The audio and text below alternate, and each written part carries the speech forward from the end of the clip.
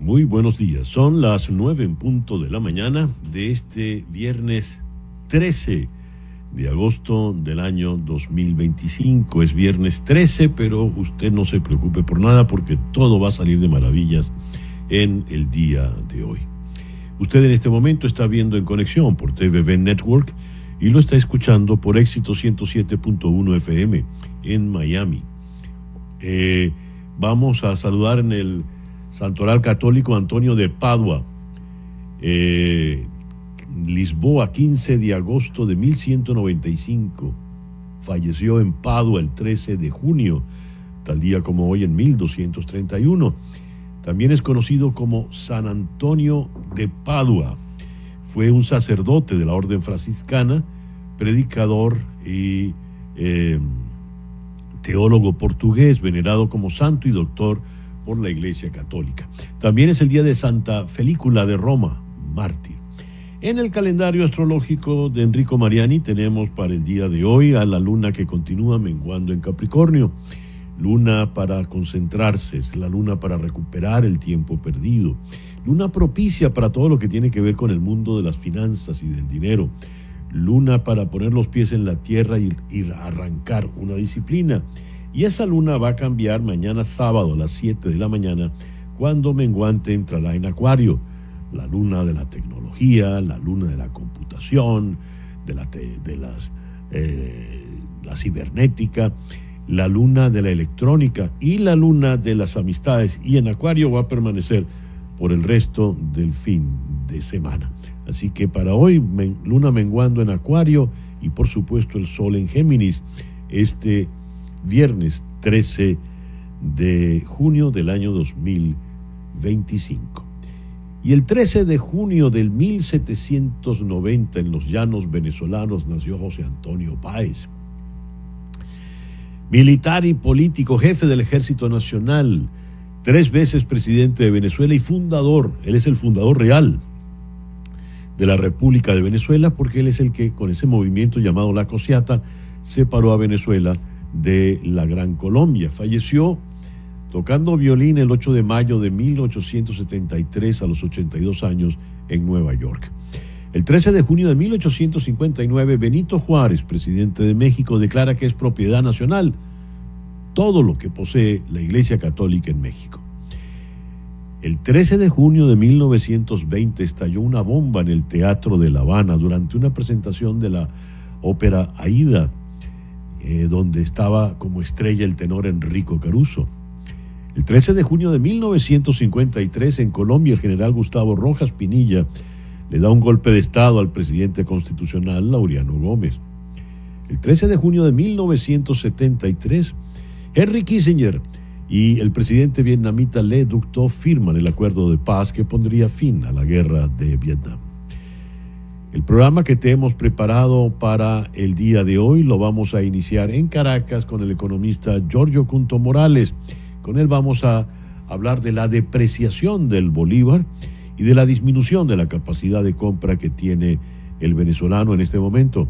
Luego en Washington vamos a conversar con el analista de Raven, Eduardo Soto, a propósito del panorama completo de lo que se está viviendo en Estados Unidos, el incidente ayer con el senador Padilla, pero sobre todo lo que se espera en la ciudad de Washington para mañana, cuando el presidente Trump cumplirá 79 años y se dará un fastuoso desfile militar para celebrar, en realidad, los 250 años del ejército de los Estados Unidos.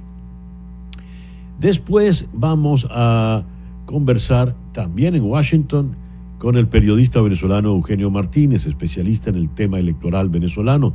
Todo lo que hay que saber sobre las elecciones municipales venezolanas convocadas para el próximo mes de julio. En Houston vamos a conversar con la periodista Mariana Párraga de Reuters. Un juez ha decidido extender hasta agosto el calendario de subastas de la empresa Citgo. ¿Qué implica esto? Nuestro foro de hoy, la ansiedad social. ¿Qué es la ansiedad social? ¿Cómo saber si yo padezco de esto que también se conoce como fobia social?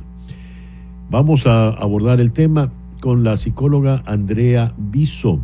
Ella está en Madrid y también con la psicóloga Jacqueline Quintero, quien está en Barcelona, España.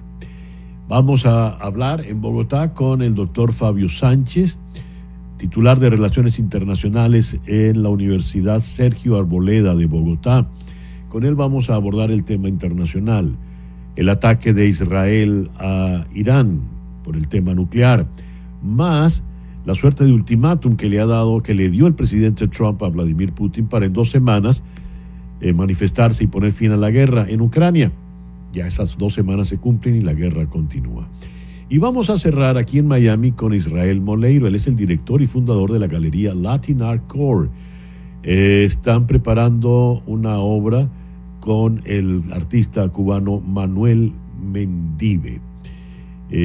Con el nuevo día, el sol brilla y nos guía, es el título de esta exposición. Ese, pues, el programa que te hemos preparado para el día de hoy. Y ahora te invito a que anotes este número telefónico porque te va a ser de gran utilidad. 305-468-0044. 305-468-0044. Ese es el teléfono aquí en Miami de la doctora María Trina Burgos. La doctora Burgos es una abogada venezolana especializada en temas migratorios. Estos son tiempos sumamente difíciles en materia migratoria en los Estados Unidos. Todos los emigrantes están alertas, tengan o no sus papeles en regla. Y en especial el caso de los venezolanos. Pues bien, es imperativo, urgente, contar con un buen abogado en materia migratoria. Y la doctora Burgos se pone en tu lugar, se pone en tus zapatos, te entiende porque ella es venezolana como tú. Si estás en Venezuela, puedes llamar al 212-771-3040. 212-771-3040. Esa llamada sin costo adicional para ti va a repicar aquí, en Miami, en la oficina de la doctora Burgos. María Trina Burgos, tu abogada venezolana de inmigración. 305-468-0044. Te lo repito, 305-468-0044. Y a las 9:07 de la mañana, vamos ahora con las noticias más importantes del día de hoy y vamos a comenzar con una maravillosa noticia. El Vaticano ha anunciado que la ceremonia de canonización del doctor José Gregorio Hernández y de la religiosa Carmen Rendiles, ambos nacidos en Venezuela, será el próximo 19 de octubre. La aprobación de la canonización, cabe recordar, la dejó el difunto pontífice Francisco. Sin embargo, con su muerte, el pasado 21 de abril se postergó el anuncio para elevar a los mencionados religiosos de Venezuela. A mediados de febrero pasado, el Papa Francisco autorizó la canonización del médico venezolano José Gregorio Hernández. Así que ya tenemos 2 santos venezolanos. Continuando con las noticias del día de hoy, ahora viene una muy mala. El Departamento de Seguridad Nacional del gobierno de Donald Trump notificó a cerca de 120,000 venezolanos que su permiso para vivir y trabajar en los Estados Unidos, obtenido a través de un parol humanitario, había sido revocado, por lo que deben abandonar inmediatamente el país. No hay precisión de cuántos venezolanos con parol humanitario lograron tramitar otro tipo de estatus migratorio, tener asilo, por ejemplo, que les permitiría permanecer temporalmente en Estados Unidos, a pesar de perder la protección del parol. El aviso de terminación también está dirigido a ciudadanos de Cuba, Nicaragua y Haití que llegaron legalmente a Estados Unidos a través del parol humanitario que había otorgado el presidente Joe Biden. En total se trata de 532,000 personas. No hay precisión de cuántos tienen otro estatus migratorio. El senador Alex Padilla, demócrata por California, fue sacado por la fuerza y luego esposado después de interrumpir una conferencia de prensa que la secretaria de Seguridad Nacional, Kristi Noem, estaba celebrando en la ciudad de Los Ángeles. El video del incidente muestra a varios hombres sujetando y empujando a Padilla, obligándolo a salir del salón, mientras que otros videos muestran cómo luego lo empujan al suelo, le arrodillan y le lanzan contra el piso para esposarlo. Soy el senador Alex Padilla, tengo preguntas para la secretaria, se escucha decir a Padilla, mientras varias personas lo empujan fuera de la sala. Mientras lo expulsan por 2 puertas dobles se le oye decir no me toquen. Más tarde, durante la conferencia de prensa, la secretaria Noem dijo que planeaba hablar con el senador. Cuando me vaya de aquí lo encontraré, lo visitaré y averiguaré cuáles eran sus verdaderas preocupaciones. Creo que todos en Estados Unidos estarían de acuerdo en que eso no era apropiado, que si uno quiere tener una conversación civilizada, especialmente como líder, como funcionario público, debería acercarse e intentar conversar. Por ejemplo, dice la señora Noem, le he dejado mensajes de voz al gobernador Newsom pidiendo una conversación. ¿Los ha devuelto? No, no los ha devuelto. Fin de la cita para Kristi Noem. Ayer el senador Alex Padilla tuvo una reunión con la prensa y allí aclaró lo que ocurrió cuando intentó que la secretaria Noem le respondiera. Dice él. Y entonces comencé a hacer una pregunta. Casi de inmediato me sacaron a la fuerza de la sala, me tiraron al suelo, me esposaron, no me arrestaron, no me detuvieron. Diré esto. Si es así como esta administración responde a un senador con una pregunta, si es así como el Departamento de Seguridad Nacional responde a un senador con una pregunta, imagínense lo que les están haciendo a los trabajadores agrícolas, a los cocineros, a los jornaleros de la comunidad de Los Ángeles, de toda California y de todo el país. Haremos que esta administración rinda cuentas y tendremos más que decir. Tendremos más que decir en los próximos días. Fin de la cita para Alex Padilla. El presidente de la Cámara de Representantes, Mike Johnson, republicano de Luisiana, dijo que el senador Alex Padilla debería ser censurado después de que intentó acercarse a interrogar a la secretaria de Seguridad Nacional, Kristi Noem, en Los Ángeles, lo que provocó que agentes federales lo sacaran a la fuerza de la sala y lo esposaran. Los demócratas reaccionaron con conmoción y consternación al salir del Capitolio, tras realizar las votaciones finales de la semana en el día de ayer. El líder de la minoría en el Senado, Chuck Schumer, dijo que le repugnaba el maltrato a un senador estadounidense.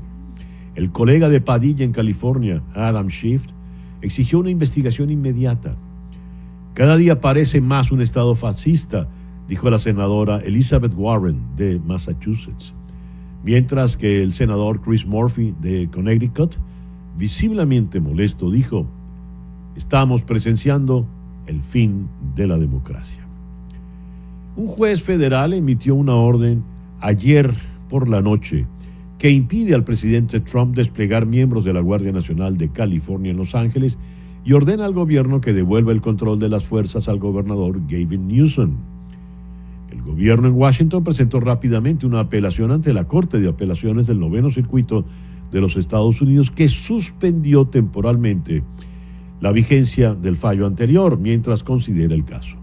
Cito: sus acciones fueron ilegales ya que excedieron el alcance de su autoridad legal y violaron la 10ª enmienda de la Constitución de los Estados Unidos. Así lo escribió el juez Breyer sobre las órdenes del presidente Trump. El juez Breyer escribió en su fallo que la decisión del presidente de asumir el control de la Guardia Nacional violaba el principio constitucional de los derechos de los estados. Cito: no le corresponde al gobierno federal en nuestro sistema constitucional asumir el poder policial de un estado cuando no está satisfecho con la fuerza o la rapidez con la que el estado aplica sus propias leyes. Todo lo contrario, los fundadores reservaron ese poder y otros a los estados. Fin de la cita. Los republicanos de la Cámara de Representantes votaron ayer a favor de recuperar miles de millones de dólares en fondos federales que se adjudicaban a la radiodifusión pública y a la ayuda exterior, consolidando así la primera ronda de recortes del Departamento de Eficiencia Gubernamental, DOGE. La Cámara aprobó la legislación, conocida como paquete de rescisiones, en una votación de 214 a 212, dando luz verde a recortes por $9.400 millones a la Agencia Federal de Estados Unidos para el Desarrollo Internacional, USAID, a la que DOGE atacó a principios de este año, y a la Corporación para la Radiodifusión Pública, CBP, que canaliza los fondos de NPR y PBS.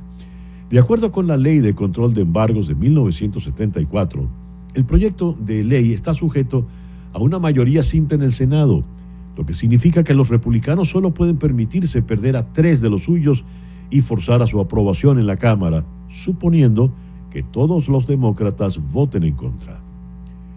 Israel lanzó a primera hora de hoy, viernes, lo que denominó un ataque preventivo contra el programa nuclear iraní y otros objetivos militares. Los ataques, que incluyeron la capital, Teherán, causaron la muerte del mayor general Hossein Salami, jefe del cuerpo de la Guardia Revolucionaria Islámica de Irán, y otros altos funcionarios, según el ejército israelí y los medios de comunicación estatal iraníes. Las fuerzas de defensa de Israel declararon posteriormente que Irán había lanzado más de 100 drones en represalia por los ataques. En un discurso televisado, el primer ministro israelí, Benjamin Netanyahu, afirmó que el objetivo de la operación era, cito, dañar la infraestructura nuclear de Irán, sus fábricas de misiles balísticos y su capacidad militar. Fin de la cita. Agregó Netanyahu un mensaje de solidaridad hacia el pueblo iraní, y allí dijo: nuestra lucha no es contra ustedes, nuestra lucha es contra la brutal dictadura que los ha oprimido durante 46 años. Fin de la cita. El secretario de Estado Marco Rubio declaró que Estados Unidos no está involucrado en estos ataques. Por su parte, el líder supremo iraní, el ayatolá Ali Khamenei, condenó el ataque de Israel contra Irán y afirmó, cito, el régimen sionista se ha preparado para un destino amargo y doloroso que inevitablemente encontrará. Fin de la cita. En España, entre 2019 y 2023, una serie de 8 audios grabados por el ex asesor ministerial Koldo García documentan el funcionamiento de una red de comisiones vinculadas a contratos públicos gestionados desde el Ministerio del Transporte durante el mandato de José Luis Ábalos. Las conversaciones, protagonizadas por el propio Koldo, por el dirigente socialista Santos Cerdán y por el exministro, revelan pagos en metálico, presión por adjudicaciones, acusación de apropiación indebida, una deuda interna de 450.000 euros y amenazas para evitar que las disputas económicas internas salgan a la luz. Pero eso no es todo. El informe de la Unidad Central Operativa, UCO, de la Guardia Civil, localizó una conversación del 13 de julio de 2014 que pudiera enmarcarse en las elecciones primarias para determinar el nuevo secretario general del PSOE, en la que Santos Cerdán le dio la siguiente instrucción a Koldo García, cito, cuando termine apuntas como que han votado esos 2 que te faltan sin que te vea nadie y metes las 2 papeletas. Ya está, contestó Koldo García Izaguirre, quien aparece en todo momento como subordinado del actual secretario de Organización Socialista. Las primarias de 2014 fueron ganadas por Pedro Sánchez, que contó con el apoyo de José Luis Ábalos y de Santos Cerdán. Después ellos contrataron a Koldo García, primero como chofer y después ya en el Ministerio de Transporte como asesor. Todo esto ha llevado ayer al presidente del gobierno español, Pedro Sánchez, a solicitar la dimisión de Santos Cerdán y a pedirle disculpas a los ciudadanos. Le cito: pido disculpas a toda la ciudadanía, a los militantes y simpatizantes del PSOE. No existe corrupción cero, pero sí debe existir la tolerancia cero cuando esto se produce. Fin de la cita. El exministro de Finanzas del gobierno del fallecido Hugo Chávez, el economista Rodrigo Cabezas, fue detenido por el SEBIN en la ciudad de Maracaibo, en el estado Zulia, en el día de ayer. Cabezas acompañó a Chávez, pero se distanció de la gestión de Nicolás Maduro, a la que ha criticado en diversas oportunidades. Cabezas fundó el movimiento político Zuliana Humana, que para las primarias de la Plataforma Unitaria Democrática del 2023 decidió respaldar la candidatura del ahora diputado electo a la Asamblea Nacional, Enrique Capriles Radonsky. Se desconocen las razones de su detención. Y a las 9:19 de la mañana, Capicúa, vamos con nuestro editorial del día de hoy. El 6 de enero del año 2021 se fracturó muy hondo algo fundamental en la estructura anímica, espiritual, en el alma de esta gran nación que son los Estados Unidos. A partir de ese fatídico día ya las cosas en la política de este país no fueron iguales. Y lo que ocurrió ayer en una oficina pública de Los Ángeles es una consecuencia directa de aquella fractura, de aquella ruptura. Veamos objetivamente lo que ocurrió. La señora Kristi Noem, secretaria de Seguridad Nacional, de Seguridad Interna, da una rueda de prensa. En la rueda de prensa aparece el senador por California, Alex Padilla, y dice: soy el senador Alex Padilla, tengo una pregunta para la senadora, para la secretaria. Pero no puede formular la pregunta porque de inmediato funcionarios policiales armados le empujan, le sacan del salón para luego derribarlo, arrodillarlo, tumbarlo contra el piso, boca abajo, para esposarlo como un peligrosísimo delincuente. La oficina de la secretaria Noem ha dicho que el senador fue irrespetuoso en su comportamiento. Pero es que el respeto como categoría, como condición política, se perdió desde aquel 6 de enero. Si no, pregúntenle, por ejemplo, a la representante Marjorie Taylor Greene, del estado de Georgia. Dice la señora Noem que de manera civilizada ella ha podido conversar con el senador. A ver, vamos a asumir que el senador en efecto fue irrespetuoso, fue impulsivo, que no ha debido proceder de esa manera. Pero es que ¿acaso no era una rueda de prensa? ¿No es que en las ruedas de prensa vamos los periodistas a preguntar? Claro, eso era antes. Ahora hay ruedas de prensa donde no se aceptan preguntas. Es más, ahora hay ruedas de prensa donde no se aceptan a ciertos periodistas de ciertos medios. Yo como periodista venezolano puedo dar fe de eso, porque algo muy parecido ocurrió en mi país. Luego de esto, tenemos reacciones como la que leí hace poco del presidente de la Cámara de Representantes, Mike Johnson, criticando la actitud del senador Padilla. Eso lo único que evidencia es una polarización radical y profunda en el accionar político de este país. Y como vengo de un país que fue destruido por la polarización, sé muy bien que estas cosas no terminan bien, lamentablemente. 9:23, una pequeña pausa y ya venimos con nuestra primera entrevista de hoy. Éxito 107.1 FM. Son las 9:26 de la mañana. El dólar oficial en Venezuela, es decir, el dólar según el Banco Central de Venezuela, ha rebasado los 100 bolívares, el dólar oficial. ¿Qué significa esto? Vamos a Caracas, allí está el economista Giorgio Cunto Morales. Giorgio, muy buenos días, muchísimas gracias por atendernos. Giorgio, gracias. Giorgio, a principios de año el Banco Central había establecido el dólar en 52 bolívares. Tenemos pues un incremento de casi el 50%. ¿Qué representa esto? Bueno, que se duplique, de hecho un aumento de 100%, más de 100%, es reflejo de la inercia y la tendencia general en Venezuela de una economía inflacionaria. Esto va a sonar algo como déjà vu, pero añadirle un cero al tipo de cambio no es necesariamente noticia en Venezuela, inclusive cuando desate un pandemonio en redes sociales. El hecho está de que el tipo de cambio sube bolívar a bolívar y no solamente es importante cuando rebasa marcadores que sean múltiplos de 10 o de 5.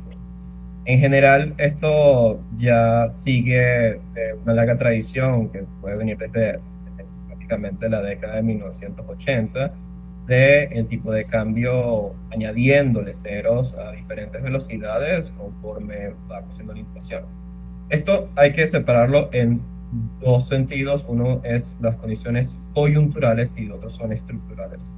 Estructuralmente, la economía venezolana es inercialmente inflacionaria.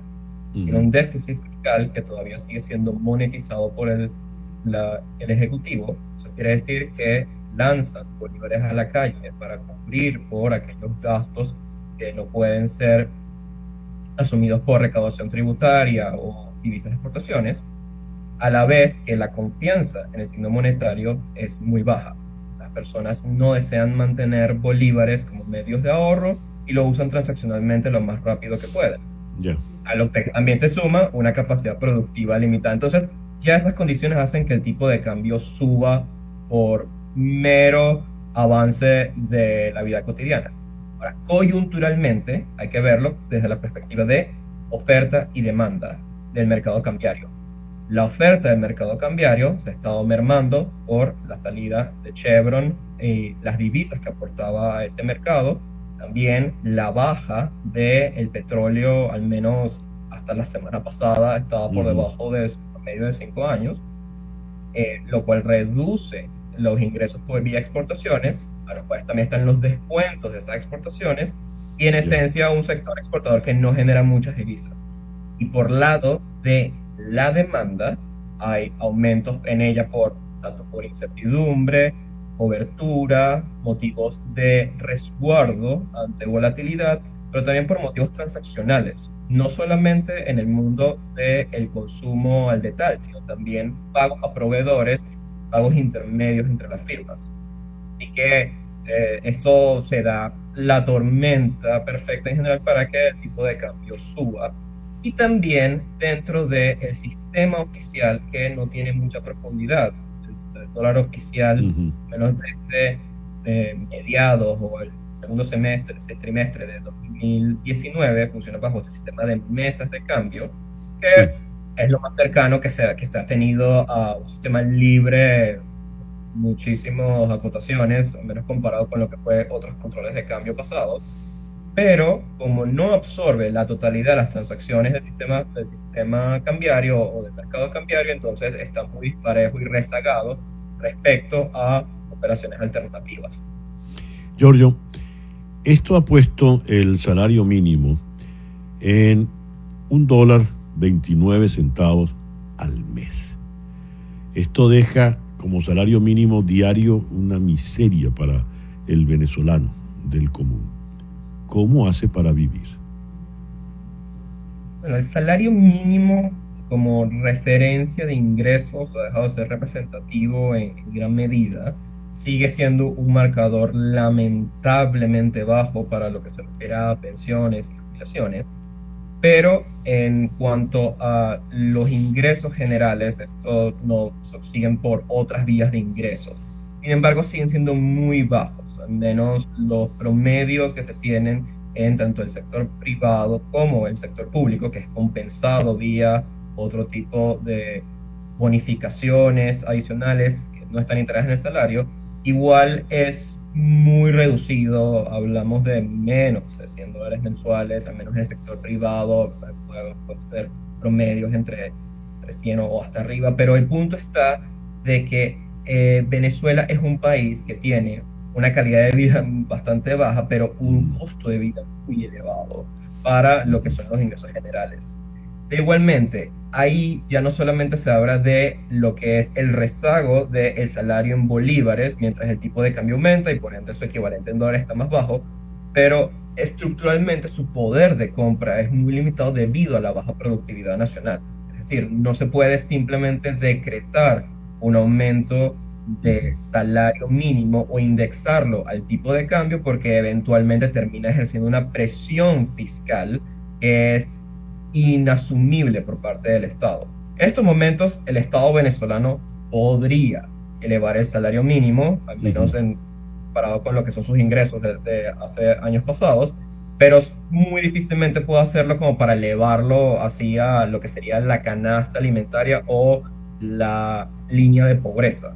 Eso ya es una cuestión que excede la capacidad de ingresos que tiene prácticamente casi toda la economía venezolana. Entonces ya es un problema mayor de productividad. Pero a fin de cuentas, esto es un problema que va en dos direcciones. La primera es el alza de los precios, erosiona el poder adquisitivo, y por otro lado, la baja productividad evita que se pueda hacerle frente a esa alza de precios. Entonces, es empobrecimiento por ambas vías, y el tipo de cambio es solamente un precio entre muchos que refleja esa dinámica. Giorgio, muchísimas gracias por estos minutos en la mañana de hoy. Un placer, Sergio. El economista Giorgio Cunto Morales desde Caracas. El reloj dice en este momento 9:33. Debió ser una película francesa en francés con actores franceses, porque si algún tema es francés es la champaña. Pero no es una película francesa. Es una coproducción norteamericana de Estados Unidos, el Reino Unido y Francia, donde el peso norteamericano se siente un poco más que el británico y ambos mucho más que el francés. Pero no importa, es una película cautivantemente francesa. Y es que con la trama no podía ser menos. Widow Clicquot, la viuda Clicquot. En efecto, la historia de la mujer que revolucionó el mundo del champán. La película tiene licencias según los que conocen con rigor la historia de Madame Clicquot, Barbe Nicole Ponsardin Clicquot. A la larga se levanta un triángulo amoroso muy interesante. Y las historias de amor, los triángulos de amor siempre tienen licencia. La actuación de Halle Bennett como la viuda Clicquot es exquisita. Tiene fuerza, tiene peso.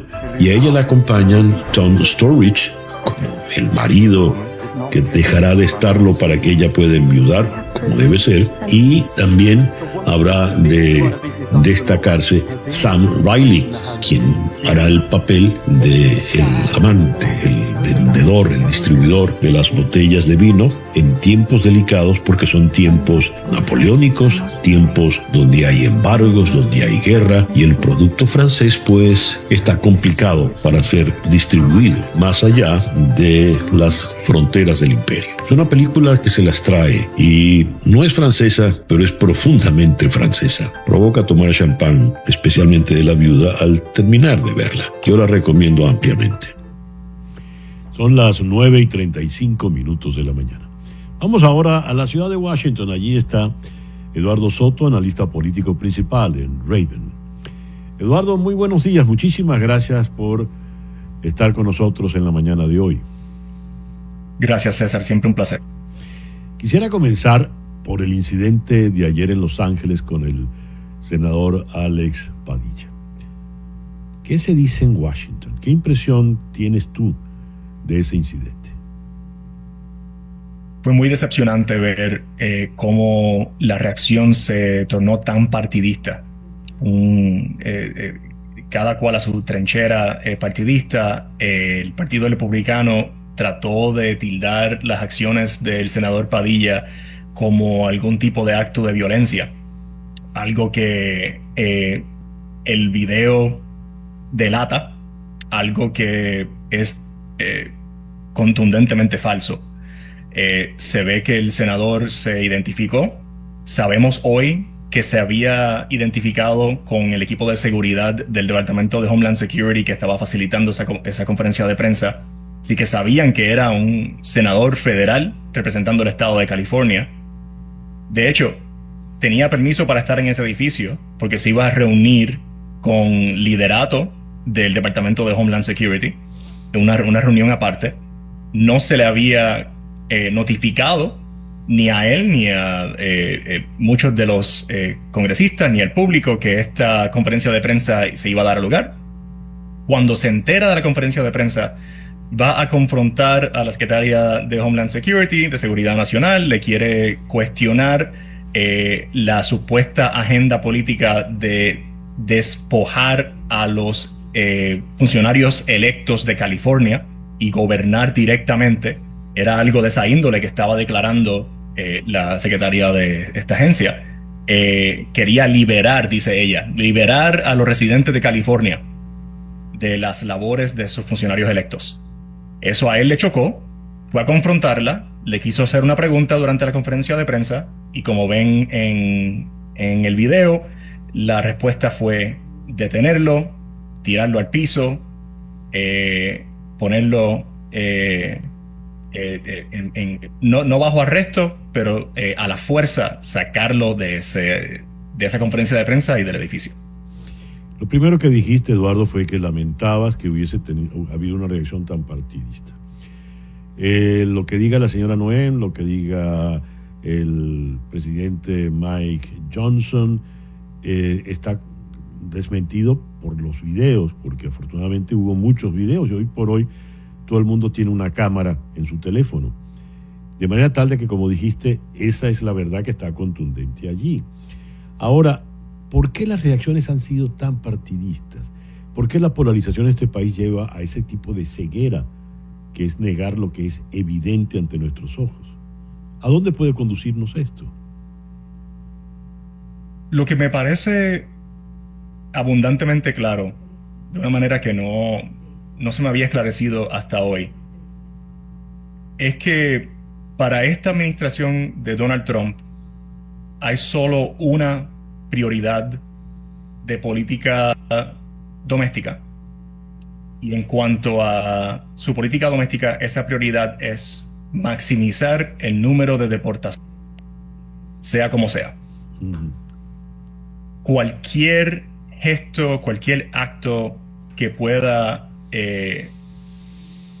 limitar esa agenda, que pueda impedir la agenda, que pueda limitar la influencia de estas Fuerzas Armadas y estas entidades de seguridad de leyes migratorias, todas estas entidades, se ve como un ataque que se toma muy en por esta misión, tal vez más seriamente de lo que se tomarían muchos otros ataques, muchos otros desacuerdos políticos.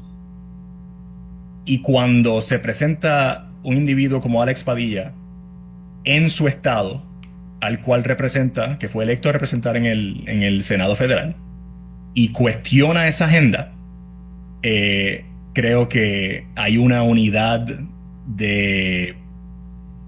de misión por parte de esta agencia en particular, el DHS, y por eso vemos la respuesta donde sin titubeo alguno lo tratan violentamente y lo sacan de esta conferencia. Bien, la ciudad de Los Ángeles está militarizada y hay en este momento pues un pleito legal, un pleito judicial. Un juez dice que el presidente Trump se ha excedido, la Corte de Apelaciones pone en pausa la decisión de ese juez y ahí veremos. Pero la ciudad que va a ser invadida por militares realmente es la ciudad de Washington, con ese magno desfile que se está preparando para el día de mañana. Hay un detalle, Eduardo, y es que el ejército de Estados Unidos, desde principios del siglo pasado, es el ejército más poderoso del mundo y no ha tenido necesidad nunca de alardear con desfiles al estilo soviético o al estilo chino. ¿Cómo se recibe eso en la ciudad de Washington en este momento? ¿Qué representa políticamente, militarmente para este país, socialmente para este país, ese desfile de mañana? Me preocupa mucho, César, que lo que se vaya a proyectar como resultado de esta parada militar sea la debilidad y la confusión de misión militar por parte de nuestras Fuerzas Armadas, que parecerían estar más al servicio de la agenda doméstica y político-partidista del presidente de los Estados Unidos de lo que están pendientes a la seguridad nacional y a sus funciones en ese ámbito. Ya eran más de 40 millones en el estimado del costo de esta actividad militar en Washington, D.C. Se le suma a eso también los más de 134 millones de dólares que va a costar el enviar Fuerzas Armadas y a la Guardia Nacional del Estado de California, violando la Constitución, según un juez ayer, para supuestamente calmar protestas en las calles, algo que los residentes de Los Ángeles, si le vas a preguntar en esas mismas calles, te dirán son las acciones de unos pocos en unas áreas limitadas que la policía local tiene toda la capacidad de controlar. Así que se presta más para un circo político y me preocupa que vaya a proyectar entonces una confusión de misión y que tal vez no estamos pendientes a las verdaderas amenazas. Pasó por debajo de la mesa un detalle que ocurrió cuando en efecto se celebró el 250 aniversario del ejército, que el desfile se ha pasado para el día de mañana cuando cumple años el presidente Trump. Pero pasó por alto en lo que ocurrió en Fort Bragg, en Carolina del Norte, y es que los militares que allí estuvieron, que en algo inusual aplaudían y abucheaban según el ritmo del discurso del presidente, fueron seleccionados para estar allí. ¿Qué pasó? Eso no se estila en el ejército, en las Fuerzas Armadas de los Estados Unidos. ¿Qué pasó allí, Eduardo? No soy experto en seguridad nacional ni en el manejo de Fuerzas Armadas, César, pero me parece bastante obvio que cuando se filtra la participación para un evento de esta índole, debido a tu preferencia política, tus afiliaciones partidistas e incluso, según los reportajes, tu apariencia física, eso fomenta la división y creo que afecta la cohesión de estas Fuerzas Armadas y de estos uniformados que deberían estar unidos en su misión y en su cargo.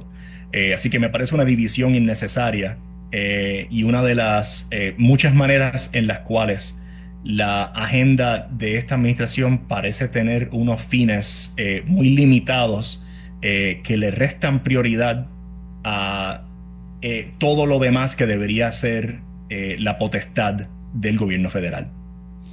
El desfile de mañana es un desfile para honrar realmente al presidente, tanto es así que el cierre, tengo entendido, es el lanzamiento de unos paracaidistas especializados que van a llegar prácticamente a los pies del presidente para entregarle una bandera nacional. ¿Esta tendencia es irreversible, Eduardo? Veremos. La expectativa y lo que las encuestas sugieren es que el desempeño de esta administración del presidente Trump no ha efectuado lo que sus seguidores y la gente que le dio la victoria electoral querían ver por su parte. Si este tipo de circo político no se presta para mejorar la calidad de vida, bajar el costo de la vida, el costo de vivienda, el costo de la comida, de todo lo que necesitas para sobrevivir, la facilidad de encontrar empleo. Si este circo político no viene de mano con mejorías en esos otros aspectos, creo que estamos encaminados a que por lo menos una de las cámaras federales del Congreso cambie mano en el 2016 y veremos cuánto daño se habrá hecho de aquí a allá y cómo entonces puede operarse un gobierno tan dividido cuando presuntamente una Cámara de Representantes federal pase manos a los demócratas. Eduardo, muchas gracias por estos minutos en la mañana de hoy. Gracias, César. Un placer. Eduardo Soto es analista principal en Raven. Nos habló desde Washington. Una pequeña pausa y al regreso nos ocupamos de las elecciones municipales que habrá en Venezuela el próximo mes de julio. Esto es En Conexión. Ya regresamos.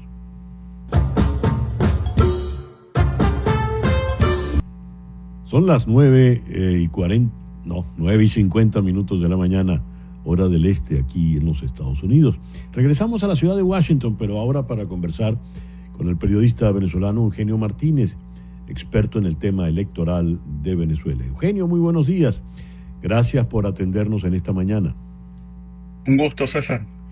Eugenio, hay elecciones de nuevo el próximo mes de julio, a un año prácticamente de aquellas presidenciales que ganó Edmundo González Urrutia, pero ahora van a ser elecciones municipales. ¿En qué condiciones se van a presentar estas elecciones, tanto para las autoridades del Consejo Nacional Electoral como para los eventuales electores venezolanos? Bueno, creo que hay que entender que a partir del año 2020 el Consejo Nacional Electoral, el Poder Electoral, empezó a perder la poca independencia que tuvo en el pasado. Al día de hoy el Consejo Nacional Electoral se limita a ser un órgano administrativo que ejecuta las decisiones que se toman desde el Poder desde la presidencia de Venezuela, desde el Poder Ejecutivo. En líneas generales, estas son elecciones que no cambian en absoluto las ya precarias condiciones en las que se desarrolló la elección parlamentaria del mes pasado, la elección parlamentaria y de gobernadores. De hecho, se agregan algunas irregularidades adicionales si eso fuese posible.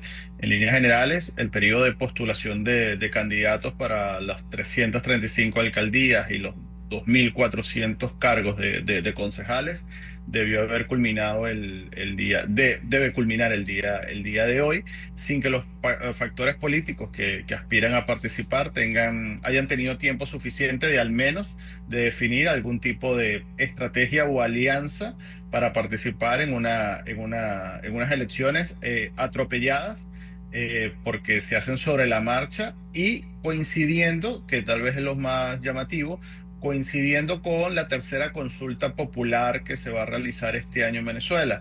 De hecho, esta va a ser la primera vez en que el gobierno de Nicolás Maduro va a lograr o va a hacer que coincida la estructura político-territorial tradicional de gobernaciones, alcaldías y parroquias con la nueva estructura de división político-territorial del país, que son los circuitos comunales.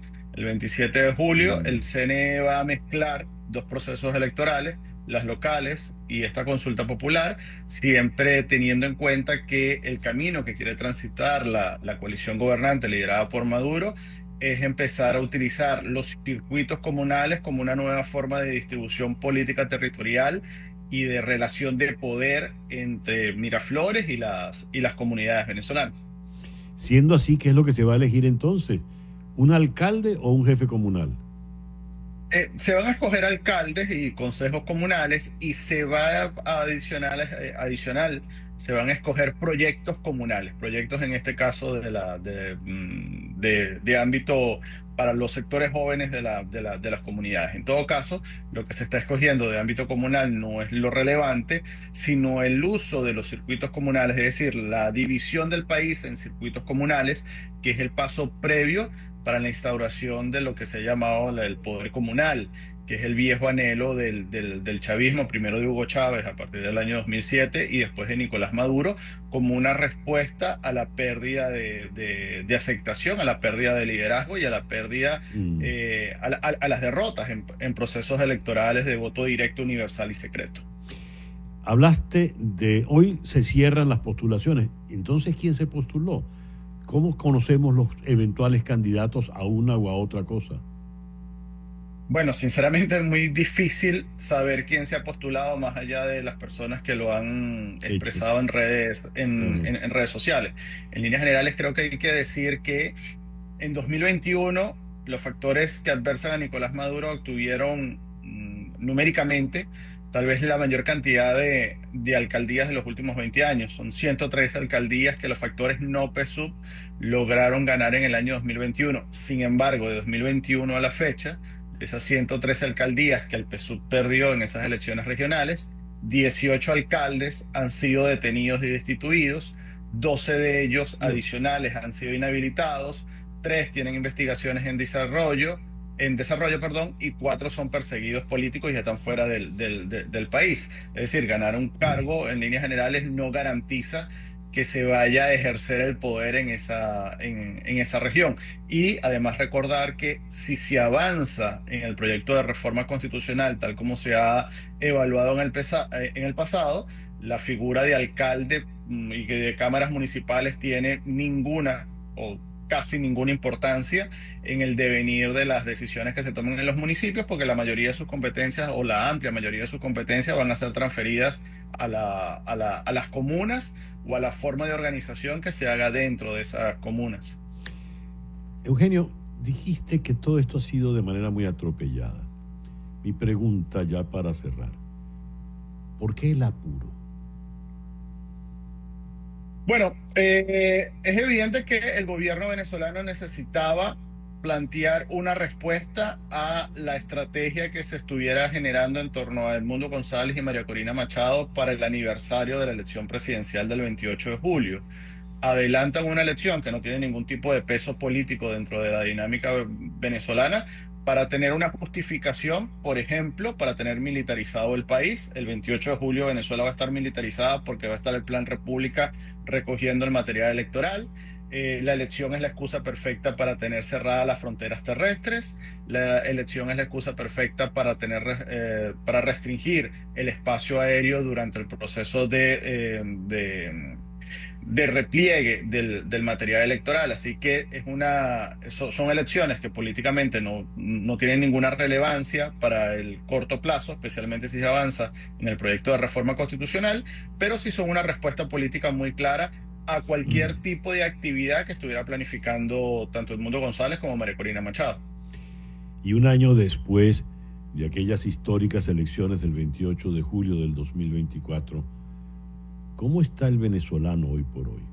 Porque Edmundo González Urrutia, el holgado ganador de aquella fecha, está en el exilio en España. Y María Corina Machado está en la clandestinidad. Y los otros prominentes líderes que les acompañaron están todos presos, empezando por Juan Pablo Guanipa. ¿Cómo está entonces el venezolano un año después? Bueno, es evidente que a partir del 28 de julio el régimen venezolano, la coalición gobernante, pasó de ser una autocracia electoral a una autocracia cerrada, donde la legitimidad electoral poco importa y donde la estrategia básica es generar, al menos en los ciudadanos que no dependen directamente del sistema, desesperanza y bajar los brazos, por decirlo de alguna manera. Es evidente que la estrategia del gobierno venezolano avanza hacia generar esa desesperanza de que no va a haber un cambio político en el país. Sin embargo, los pocos estudios de opinión pública que se pueden consultar o que se pueden realizar a la fecha sugieren que, a pesar de la estrategia de la coalición gobernante, el deseo de cambio de los ciudadanos sigue casi intacto, a pesar de que no se haya participado en las elecciones parlamentarias y difícilmente se participe en las elecciones locales. Una última pregunta. Dije que la anterior era la última, pero siempre hay una última. Hablando de dirigentes presos, ayer detuvieron a quien fuera ministro de Hacienda de Hugo Chávez, un prominente dirigente del chavismo originario, como Rodrigo Cabezas. ¿Sabes algo de su detención? ¿Por qué? No, la detención de Rodrigo Cabeza está dentro del misterio que envuelve, por ejemplo, también la detención de Enrique Márquez, del ex candidato presidencial, aunque en líneas generales guarda relación con esa estrategia de concentrar el poder en un círculo muy cercano a Nicolás Maduro y evitar cualquier tipo de disidencia dentro de la coalición que pueda estar gobernando. Eugenio, muchísimas gracias por estos minutos en la mañana de hoy. Siempre un gusto, César. Eugenio Martínez, periodista venezolano, experto en el tema electoral de Venezuela, nos habló desde Washington. El reloj indica las 9:59 de la mañana, Capicúa. Cada ser humano es único, como lo son las huellas digitales o el ADN. Ahora, un equipo de científicos descubrió que la respiración también es única. De hecho, es posible identificar a una persona con una precisión del 96,8% basándose en su forma de respirar. Esto es lo que se desprende de una investigación que también sugiere que la respiración puede brindar información sobre la salud física y mental. El estudio se realizó en colaboración con el Departamento de Ciencias del Cerebro del Instituto Weizmann de Ciencias y el Departamento de Ciencias Cognitivas de la Escuela de Psicología de la Universidad de Haifa, en Israel. La respiración está profundamente conectada con el cerebro. Cada inhalación y exhalación se coordina para suministrar el oxígeno necesario para que el cerebro gestione los sistemas del cuerpo. Esta conexión entre el cerebro y la respiración llevó a los investigadores a preguntarse: si cada cerebro funciona de forma diferente, ¿no debería ser también única la respiración de cada persona?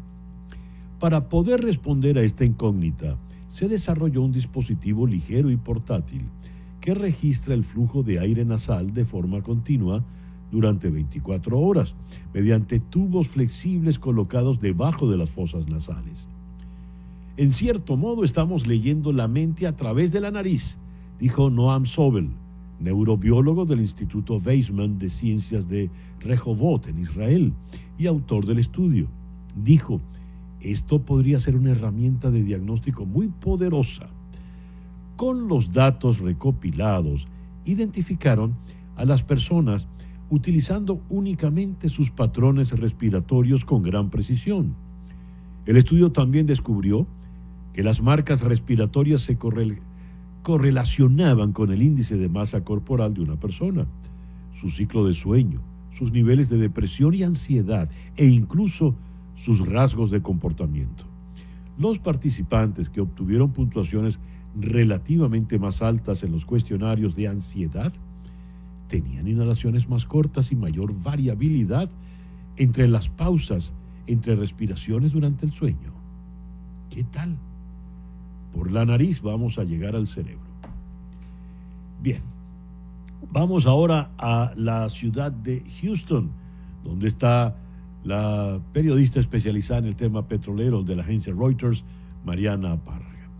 Mariana, muy buenos días. Muchísimas gracias por atendernos en la mañana de hoy. Hola César Miguel, el gusto es mío. Se extiende hasta agosto, te leo, el calendario de subasta de Reuters. Lo ha determinado el juez Leonard Stark en Delaware. ¿Qué significa esto? Bueno, estamos hablando de la subasta de Citgo, el refinador que es propiedad de Venezuela. Como sabemos, este es un caso que ya acumula 8 años desde el 2017 y finalmente desde el año pasado se están haciendo estas rondas de oferta, estos bidding rounds.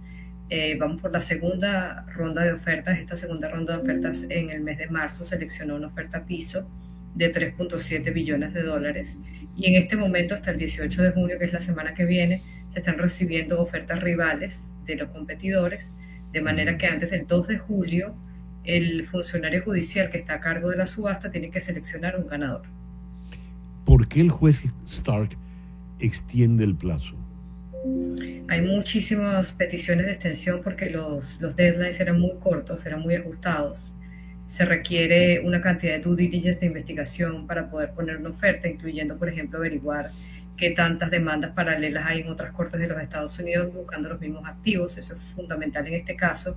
También la oferta que se seleccionó como oferta piso incluye una provisión especial de pago a los tenedores del bono 2020 de PDVSA, que es un bono que está en default, de manera que los competidores tendrían que también buscar acuerdos similares con los tenedores de bonos. Qué complicado es esto. Pareciera que es como una de esas piñatas infantiles a las que todo el mundo le cae encima. Pero las piñatas algunas veces no tienen mucho adentro. ¿Cuál es el caso de Citgo en este momento, Mariana? Totalmente, esto es una piñata que no va a dar para todo el mundo. Citgo está evaluada en este caso particularmente por Evercore, que es la compañía que se seleccionó para hacer la evaluación, entre 11 y 13 billones de dólares, y se espera que la subasta no va a recoger más de 8 billones de dólares, de manera que no va a haber dinero para todo el mundo. Y en colectivo, los 15 acreedores que quedan registrados en la subasta están reclamando 19 billones de dólares, de manera que en el mejor escenario se le va a pagar alrededor de la mitad de los acreedores, y si se le paga también a los bonistas del bono 2020, que son alrededor de 2 billones de dólares adicionales, eso le resta dinero al resto de los acreedores que están en la cola para cobrar, de manera que es imposible que todos cobren en esta subasta. ¿Y quién determina el orden de cobranza, la prioridad en la cobranza? Eso ha sido también motivo, por supuesto, de pelea en la Corte, pero es la Corte la que estableció este sistema, lista de prioridad, y lo hizo por orden de llegada, que es una forma muy controversial de hacerlo. Si este caso estuviera pasando por una corte de bancarrota, que es otra manera de hacerlo, se hubiera establecido un orden de prioridad por la demanda, es decir, se separarían, por ejemplo, las compañías que están tratando de cobrar dinero porque fueron sus activos expropiados, de las compañías que están tratando de cobrar dinero porque se les venció, se les irrespetó un contrato, que es totalmente diferente, de las compañías que están tratando de cobrar porque no le pagaron bonos de deuda, ¿no? Son 3, vamos a decir, categorías. En este caso, todo el mundo quedó mezclado en una sola categoría, y los primeros que acudieron a la corte, que literalmente fueron las empresas mineras y ConocoPhillips, están de primeras en la lista de prioridad, y el resto de las compañías que acudieron luego a esta corte están registradas después. Como te dije, es una lista de 15, originalmente eran 18 acreedores, Se han retirado 3 porque es muy costoso mantener los fees legales para poder mantenerse en este caso. Esos 15 acreedores están buscando, como dije, $19 billones en total. Y a todas estas, Mariana, ¿cómo queda Venezuela o quien quiera que la represente? Bueno, es un caso muy complicado porque Citgo ya no es controlada por ni PDVSA, que es su casa matriz, ni por el gobierno de Maduro. Hay unas juntas supervisorias que se nombraron durante la presidencia interina de Guaidó en el 2019, cuando Venezuela fue sujeta por primera vez a sanciones energéticas por parte de los Estados Unidos. De manera que ahorita lo que controla Citgo son unas juntas supervisorias que el Congreso de aquella época, el Congreso venezolano en el 2019, eligió a los miembros de estas juntas supervisorias, y estas juntas supervisorias tienen incidencia sobre la junta directiva de Citgo, de manera que Citgo opera de una forma más o menos independiente y no tiene relación con su casa matriz, pero en propiedad, por supuesto, Venezuela, la nación, sigue siendo dueña del 100% de las acciones. Pero en la práctica, en la realidad, no es así, ¿verdad? En la práctica es así, pero digamos que Venezuela debe más de lo que tiene. Ese sería el análisis correcto. La deuda externa. Tanto que se habló, Mariana, como última pregunta, tanto que se habló en el pasado de Citgo, de la joya de la corona. Bueno, PDVSA era la joya de la corona, pero Citgo era la joya de PDVSA. De la joya. De la joya. De manera tal de que hoy nos quedamos sin las dos joyas. Bueno, sí, PDVSA es una empresa que prácticamente no tiene escrutinio posible, no tenemos idea de qué pasa allá adentro. Mientras que en Citgo sí tenemos idea de lo que pasa, es una empresa por supuesto menor en tamaño en comparación con PDVSA, pero que ya está perdida, ya es una cuestión no es una cuestión de preguntarse si está perdida, sino cuándo finalmente PDVSA tendrá que ceder las acciones, porque definitivamente no hay manera de pagarle a todos sus acreedores de otra forma. Dios. De manera tal de que quedamos en la carraplana, pregunto. Pues en el exterior no nos quedaría casi nada. Tenemos que recordar que los activos que tenía PDVSA en Europa ya los perdió. Le quedaron unos activos que se recuperaron durante el gobierno de Maduro en Colombia, que son los de petroquímicos, los de monómeros. Pero todos los activos en Europa o bien se vendieron, algunos se vendieron, Chávez los vendió, no fue que los perdió, o luego se perdieron en juicios por incumplimientos de pago. PDVSA también ha perdido tanqueros, ha perdido instalaciones de almacenamiento en el Caribe, ha perdido participaciones en refinerías. Es decir, que PDVSA ya lo que le queda realmente de todo lo que tenía en el exterior, principalmente es Citgo en este momento. Y esa pasantía que representó el gobierno interino de Juan Guaidó, ¿cómo queda en el balance histórico de todo esto, Mariana? Bueno, yo creo que lo importante es más allá de ver quién ha sido el que ha pasado de paso por la presidencia interina o como representante de la oposición, lo importante ha sido que la oposición en general ha decidido poner dinero para pagar los abogados, y ha sido la oposición venezolana la que ha defendido los activos, ¿no? Desde el 2019 para adelante. Eso es importante porque los venezolanos suelen tener cierta confusión en quiénes son los que están defendiendo los casos, ¿no? Y no es el gobierno de Maduro el que está pagando por los abogados para defender estos casos, es la oposición a través de lo que queda de la Asamblea Nacional, de la estructura de la Asamblea Nacional, estas juntas supervisorias, las que siguen a cargo del pago de los abogados, porque cuando llegaron ellos en el 2019 a encargarse de estos juicios, lo que encontraron fue una cantidad de deudas pendientes del gobierno de Maduro con esos bufetes de abogados, por lo cual muchos juicios se habían perdido o se habían suspendido. Ahorita los juicios se están siguiendo en la medida de lo posible, por supuesto no hay fees legales para pagar por todo, pero el juicio de Citgo se ha mantenido pagando y se ha mantenido defendiendo desde el principio porque la oposición se ha comprometido a que ese juicio no se pierda en la medida de lo posible, al menos se siga atendiendo, ¿no? Y de hecho Venezuela ha seguido pidiendo la posibilidad de conservar una parte de las acciones. Eso es importante porque hasta que no cierre el proceso, Venezuela todavía no ha perdido el tiempo para hacer una oferta propia. Eso es un punto muy importante que hay que decir porque Venezuela todavía no ha presentado una oferta propia. O sea, Venezuela podría decir, bueno, yo puedo pagar, ¿no? Si puede pagar al menos alguna parte de las acreencias, todavía podría el juez considerar Venezuela como uno de los posibles pagadores. Una precisión sumamente importante la que has hecho, Mariana. Muchísimas gracias por atendernos en esta mañana, Mariana. Gracias a ti, César Miguel. Mariana Párraga, de la agencia Reuters desde Houston. Hacemos ahora una pequeña pausa y al regreso venimos con nuestro foro de hoy, la ansiedad social o la fobia social. Ya regresamos.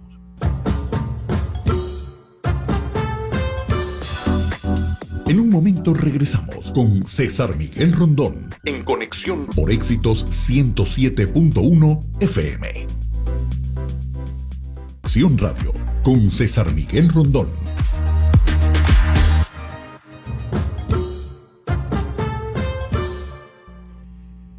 Son las 10:14 de la mañana, hora del este, aquí en los Estados Unidos. ¿Cómo saber si tengo ansiedad social? ¿Qué es esta condición, también llamada fobia social? Ese es el tema de nuestro foro de hoy, que lo vamos a abordar con dos destacadas psicólogas. Ambas están en España.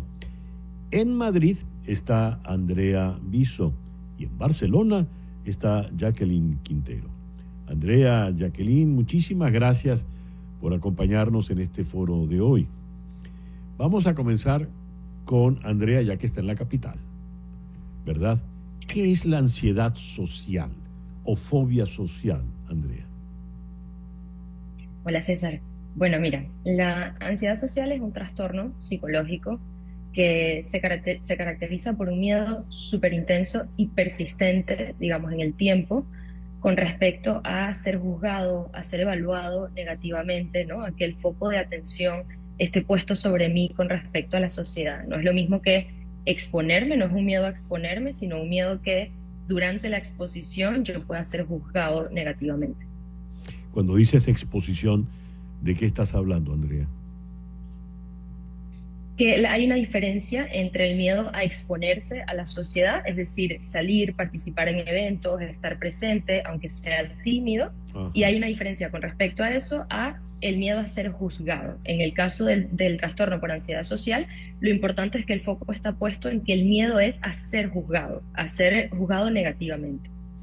¿¿Cómo lo defines tú, Jacqueline, por favor? Buenos días. Buenos días.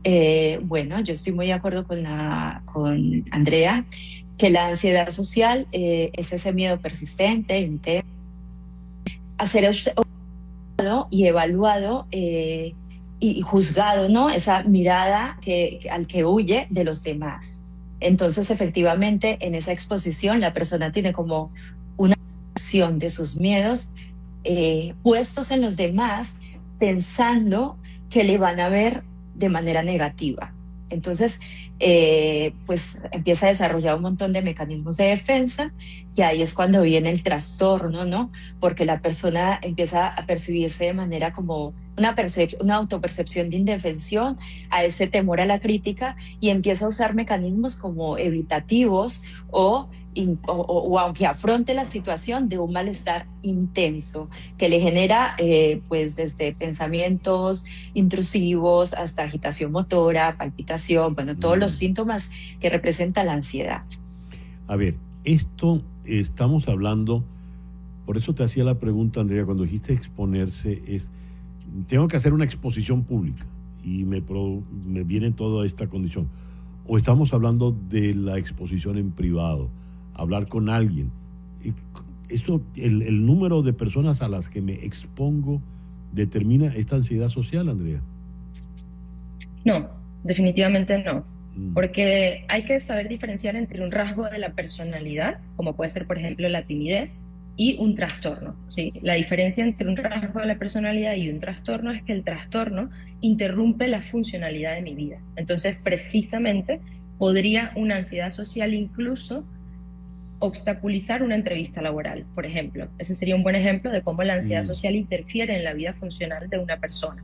Entonces puede suceder también en el entorno privado y es muy diferente a ser tímido, a que, bueno, me da un poco de timidez hacer una exposición, así como me da timidez tener una entrevista con una persona o hablar en privado con una persona, porque recordemos que el foco está puesto en ser juzgado y me pueden juzgar 20 como me puede juzgar una persona. Entonces, ahí la diferencia está en que interrumpe la funcionalidad de mi vida precisamente porque no tengo capacidad muchas veces de exponerme hasta las cosas que percibimos como más sencillas.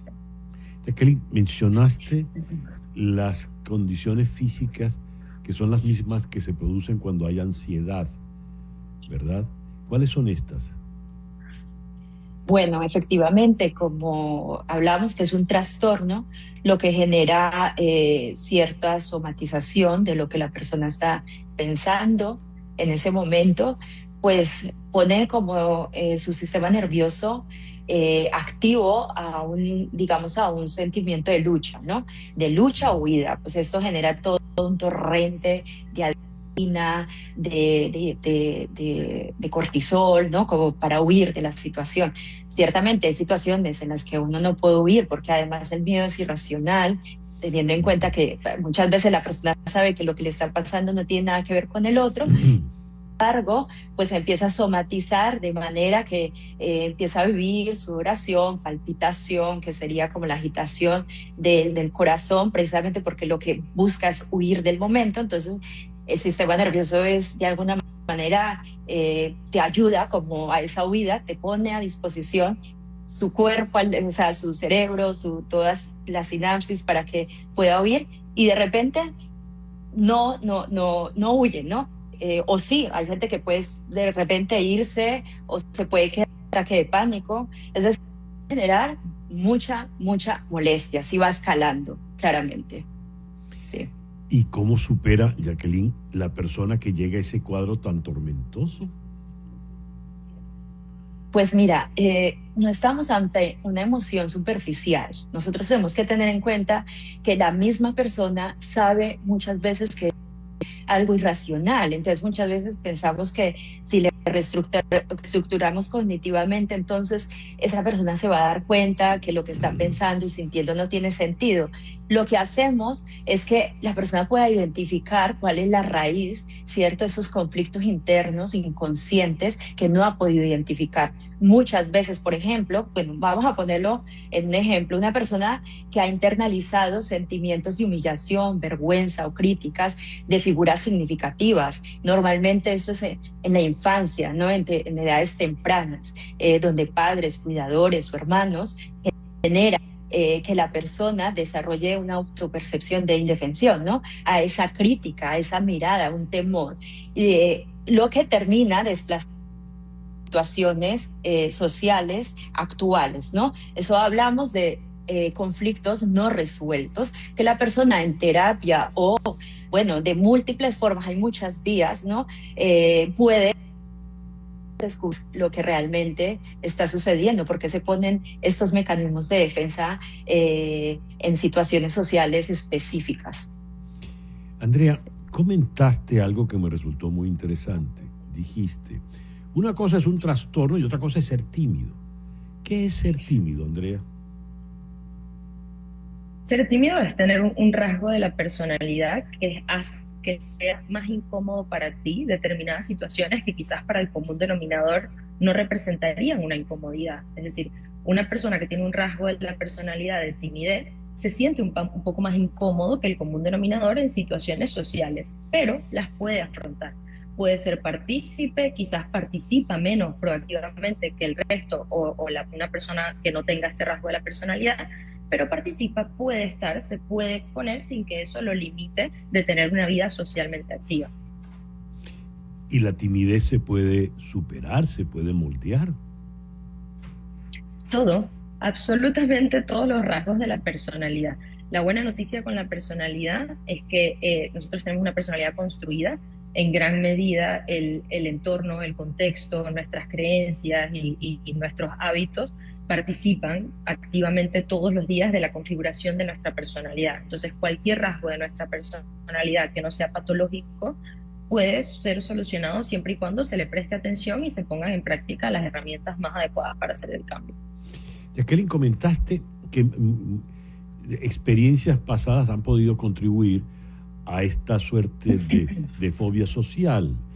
Y te pregunto, tal como lo decía Andrea, sí, por ejemplo, si hubo una experiencia por timidez, esa experiencia que en tu juventud, en tu niñez tuviste por ser tímido, ¿puede condicionarte luego para en la adultez padecer esa ansiedad, esa fobia social? Sí, efectivamente, porque el niño está construyendo su experiencia a raíz pues de ese otro que le está devolviendo lo que se supone que él es, ¿no? Porque nos estamos mirando también a través de la mirada del otro. Y todas esas miradas, que también es como el niño traduce, no es que sea así, sino lo que yo voy interpretando de mi exterior, ¿cierto? Se vuelve un conflicto y reprimo ese conflicto, reprimo porque me avergüenza, esto que hice acá no lo ven bien, no me miró bien, me miraron con desdén, me humillaron y se internaliza. Algo que más adelante uno olvida y de repente empiezan a suceder este tipo de miedos y de pensamientos que luego uno va detectando en terapia, de es que no soy suficiente, es que van a pensar que no soy inteligente, y entonces, ¿y por qué? Bueno, no sé por qué, ¿no? Y empiezas a entender que muchos conflictos son parte del inconsciente y que no están resueltos, porque el niño entendió así desde su experiencia subjetiva, empezó a entender que tenía que reprimir eso. Entonces, muchas veces hablamos de deseos reprimidos que se frustraron y que luego en la vida adulta se han generado ciertos mecanismos de defensa, de los cuales tampoco ya son funcionales, porque hay situaciones donde vas a tener que enfrentar una entrevista laboral, a una exposición, compañeros, y aparecen estos mecanismos de defensa por esos miedos inconscientes. Por eso es muy importante identificar cuál es tu miedo inconsciente. No sirve para todo el mundo, cada uno tiene su propia historia de vida.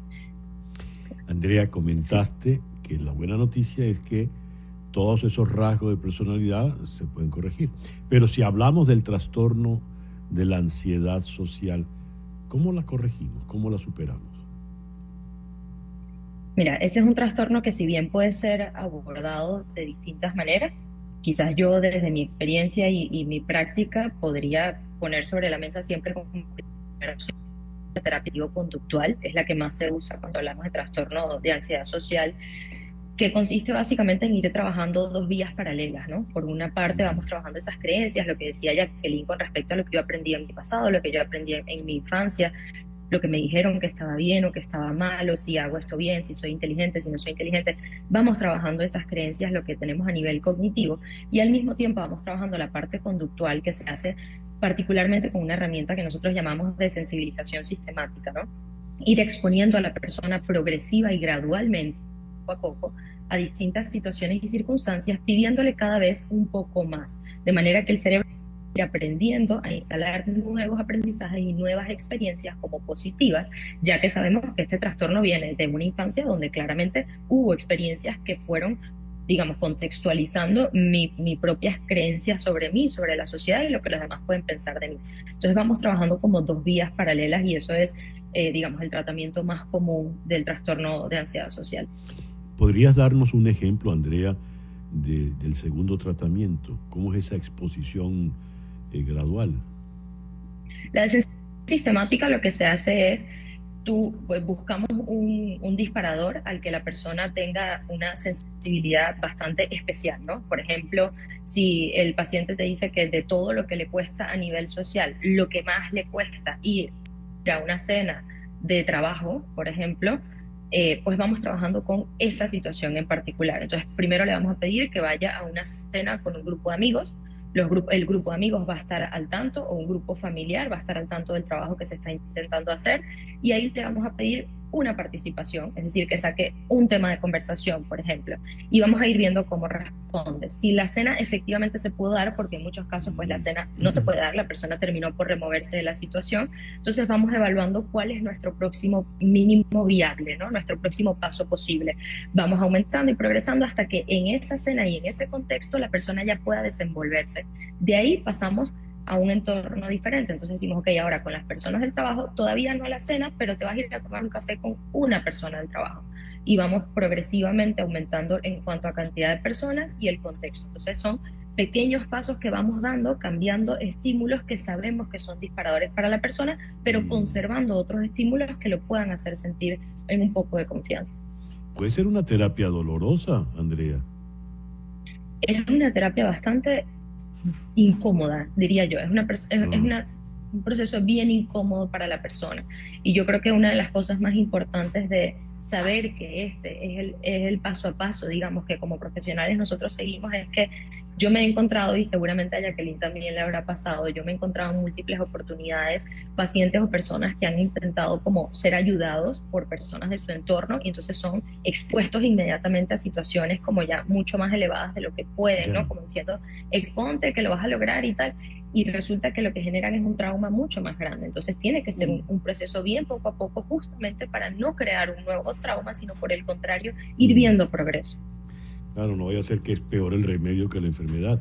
Jacqueline, exactamente, dijiste que, por ejemplo, con esos síntomas, la mente sabe que eso es exagerado, que eso no tiene razón de ser, pero la sudoración está, la palpitación está, el nerviosismo está.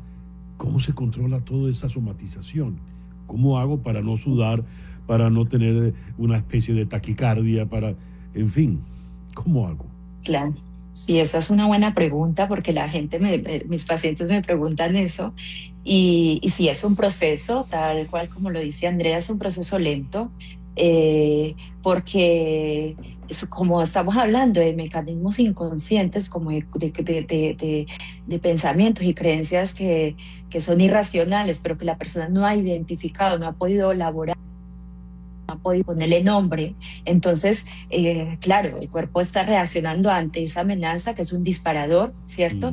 Y genera todo este torrente. Bueno, ¿cómo se hace? Precisamente esto es un trabajo gradual, ¿no? En la lógica del paciente, de ir atendiendo qué es lo que me está pasando, por qué yo pienso eso, e ir identificando. También el cerebro tiene la capacidad para identificar que no hay peligro. Entonces, a medida que la persona va identificando, también se va construyendo la solución.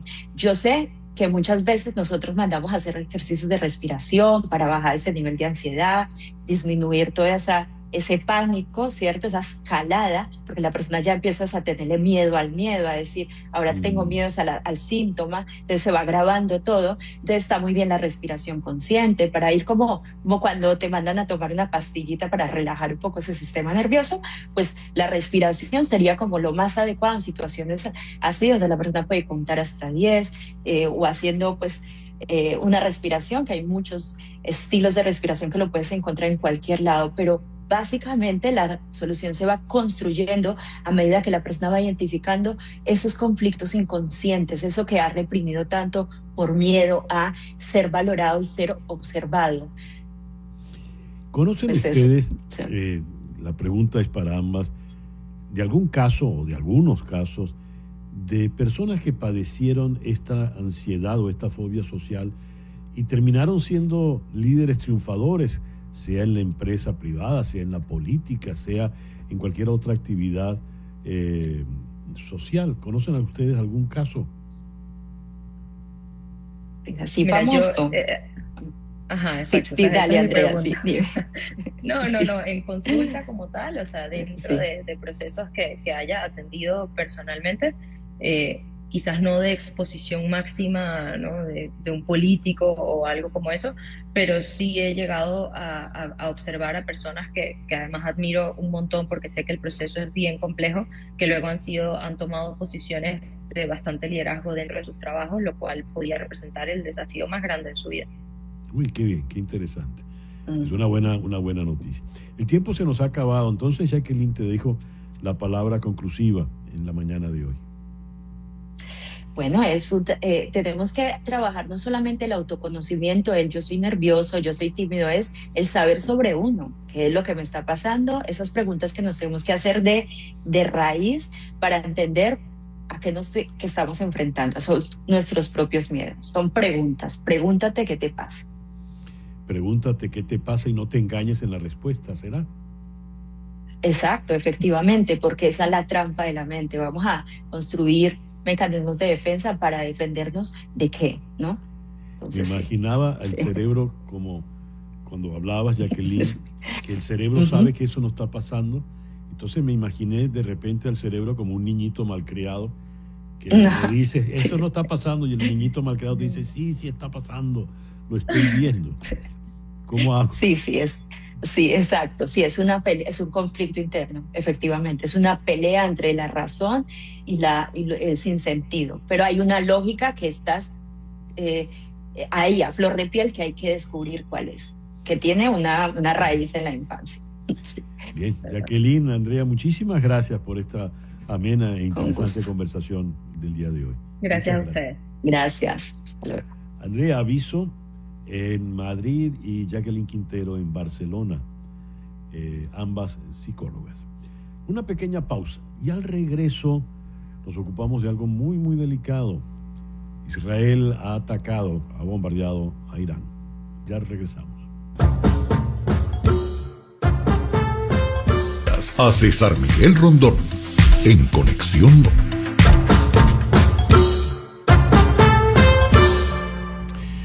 Y a las 10:37, hora del este en los Estados Unidos, vamos ahora a la ciudad de Bogotá, donde está el doctor Fabio Sánchez, profesor titular de Relaciones Internacionales en la Universidad Sergio Arboleda. Fabio, muy buenos días, muchísimas gracias por atendernos en la mañana de hoy. Buenos días, César, un gusto estar de nuevo con ustedes y la audiencia.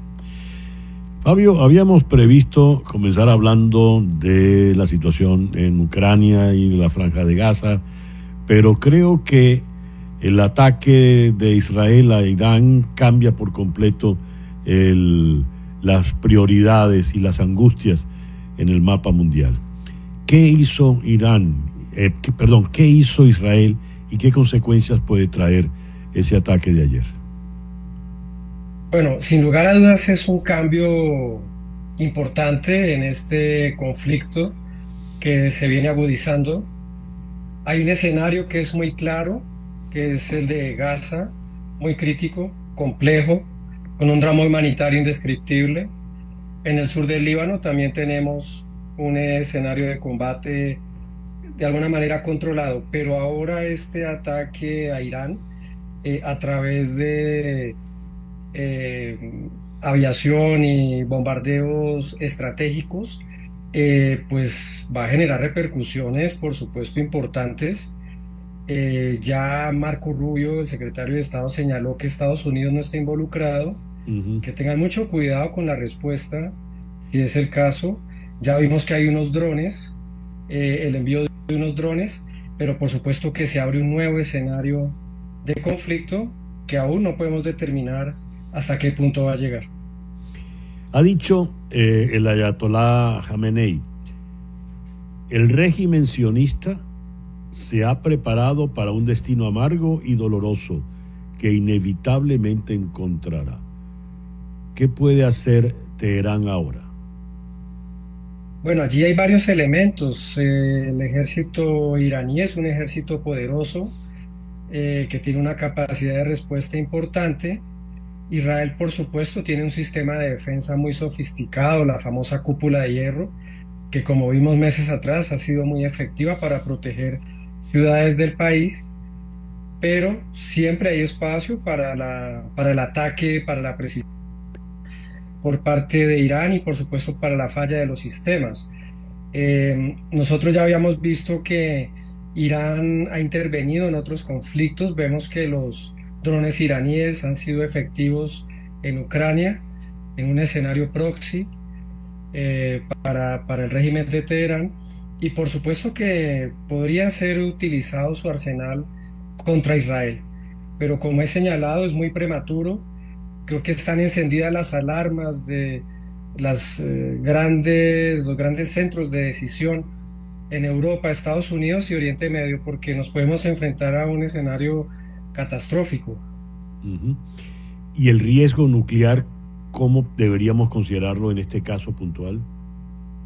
Hay otro elemento importante, porque la Agencia Internacional de la Energía Atómica por fin adopta una resolución señalando que Irán no cumple con los compromisos. Recordemos que estos compromisos se deterioraron cuando se acaba por parte de Estados Unidos, no se dice, no creo en los acuerdos que logramos en Viena hace algunos años. Recordemos que ahí estaba toda la agenda del enviado especial John Kerry en ese momento para tratar de contener el programa nuclear iraní, y ahora lo que estamos viendo es consecuencias de una ambición nuclear iraní, de un Israel que no está dispuesto a tolerarlo y de una comunidad internacional que queda a puertas a un desenlace que podría ser complejo.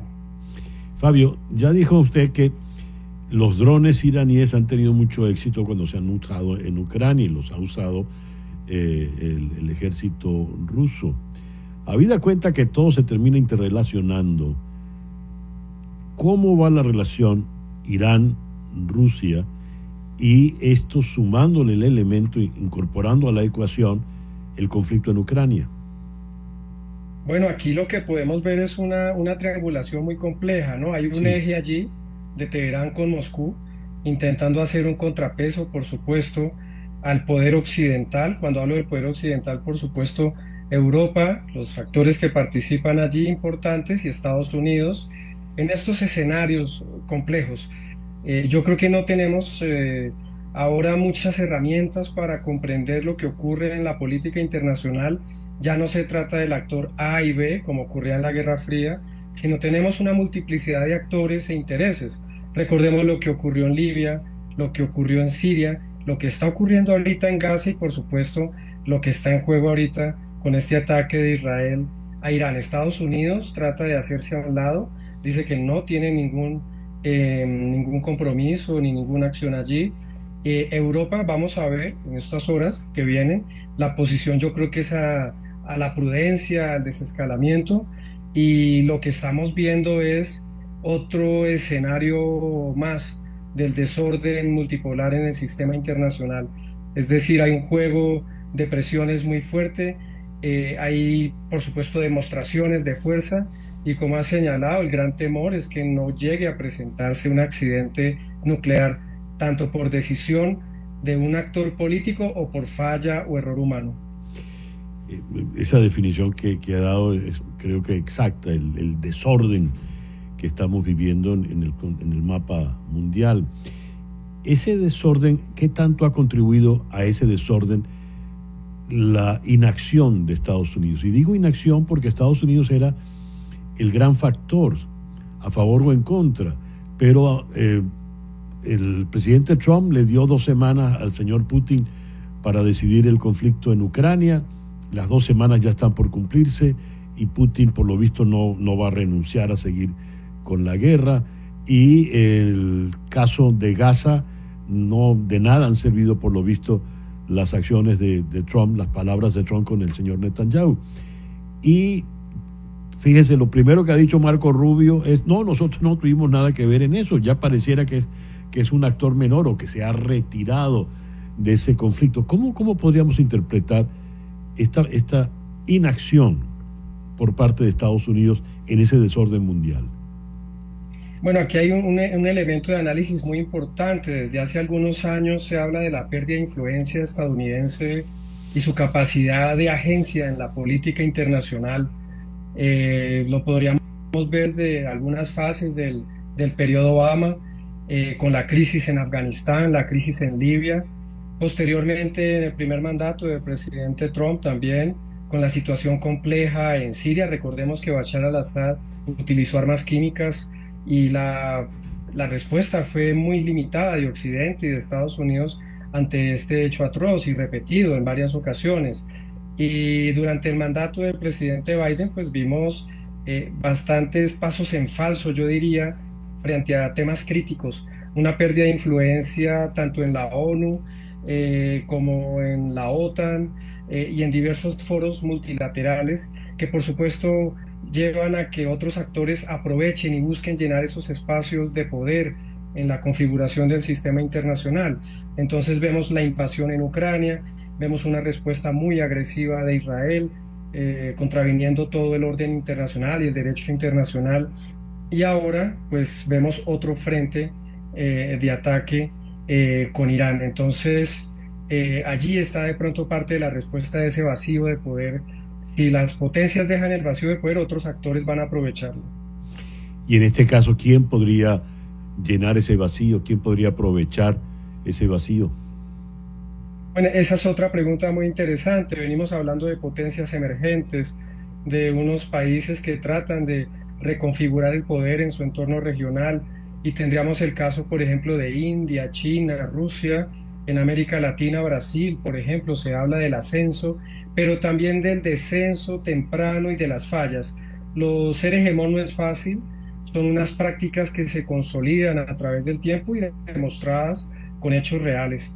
Entonces yo creo que no va a ser fácil ni para China, ni para Rusia, ni para Israel reconfigurar el orden regional. Sí lo van a afectar, pero en todo caso Washington sigue determinando muchos factores y grandes decisiones van a pasar por la oficina Oval. Fabio, muchísimas gracias por estos minutos en la mañana de hoy. A ti, César, un gusto siempre y un saludo a la audiencia.